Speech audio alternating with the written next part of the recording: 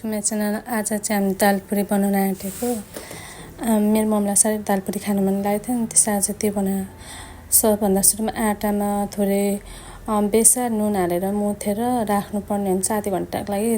त्यसले चाहिँ सफ्ट बनाउने हुन्छ आँटालाई। अनि साइडमा मैले मुनको दाललाई उसिनिन दिएको थिएँ, हल्का नुन हालेर अनि पानी हालेर उबाल्नुपर्ने हुन्छ। अनि यो मजाले पाकेर यसलाई साइडमा प्लेटमा मैले निकालिसकेको छु, सेलाउन राखिदिएको। यो निकाल्दै त्यतिमा चाहिँ हामीले 1 चम्चा नुन, 1 चम्चा चिल्ली पाउडर, 1 टीस्पुन बेसार, अनि कोरियान्डर पाउडर छ भने कोरियान्डर पाउडर पनि हाल्दा हुन्छ। अनि हजुरलाई अदुवा लसुनहरू हाल्नु भने टेस्ट अनुसार हाल्दा हुन्छ। त्यो रेडी भएछ। अब मामीले चाहिँ लड्डु बनाएर त्यसको त्यो मिक्सरलाई चाहिँ फिल गर्ने हुन्छ, फिल गर्दै हुन्छ अहिले।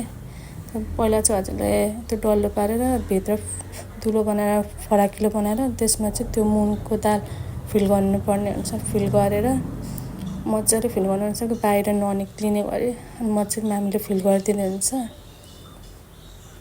यो फिल गरेपछि चाहिँ थोरै तेल हातमा लगाएर प्लास्टिक छ भने प्लास्टिक, पेपर प्लास्टिक छ भने त्यो पनि गर्दा हुन्छ। मुनिपट्टि कोरियान्डरहरू त्यो ननिक्लोस् भनेर मजाले तेल लगाएर माथि तल मुनि अनि त्यसलाई प्रेस गर्नुहुन्छ, फिजाउनुहुन्छ।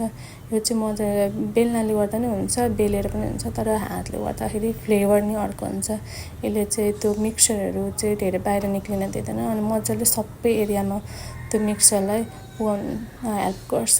मामीले चाहिँ मजाले त्यसलाई प्रेस गर्दै वरिपरि फिजाउँदै हुनुहुन्छ। अनि यो अपले रेडी भइसक्यो,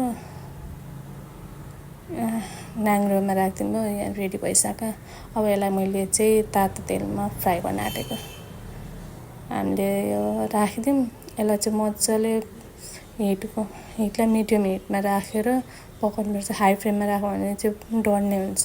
मिडियम हिटमा राखेर मैले पकाउँदैछु। यो रेडी भयो। अब टर्न गर्दै अब मुनिपट्टि पकाउनु पर्ने हुन्छ। यसलाई मजाले पल्टाएर रेडी भइसक्यो। यसलाई चाहिँ अब निकाल्नु पर्ने हुन्छ। अझै मजाले भित्रको अब त्यो पाक्नु पऱ्यो नि त, त्यसलाई मिडियम हिटमा पकाएर मैले अर्को पनि राखिदिएको थिएँ। यो दुइटै रेडी भइसक्यो। अब चाहिँ निकाल्दा हुन्छ। यसलाई चाहिँ जति मजाले मिडियम हिटमा पकायो भने त्यति मिठो हुन्छ, किनकि अब धेरै हिटमा डढ्ने हुन्छ। लो हिटमा चाहिँ टाइम लाग्छ, मिडियम हिटमा राखेर बनाउनु भने मजाको फ्लेभर आउँछ। यो हाम्रो रेडी भइसक्यो। यता राखेँ मैले साइडमा सबै। अब म चाहिँ यो मामीलाई दिन आँटेको, मम्मीलाई धेरै खानु मन लागेको थियो अनि उहाँको लागि बनाएको। यो चाहिँ मैले दही बटुकोमा राख्थेँ। यो रेडी भइसक्यो। मामीलाई दिएको। अब मामीले हेरौँ उहाँलाई कस्तो मनपर्छ। मैले थोरै अचार पनि दिएँ। यो चाहिँ हाम्रो सबै हेर्नुभित्र मजाले फिल भएको। यो मुनको दाल सबै फिजिएको छ भित्र। अनि you also can try this. Follow for more upcoming video. तपाईँलाई के अझै त्यस्तो खालको चाहियो भने कमेन्ट सेक्सन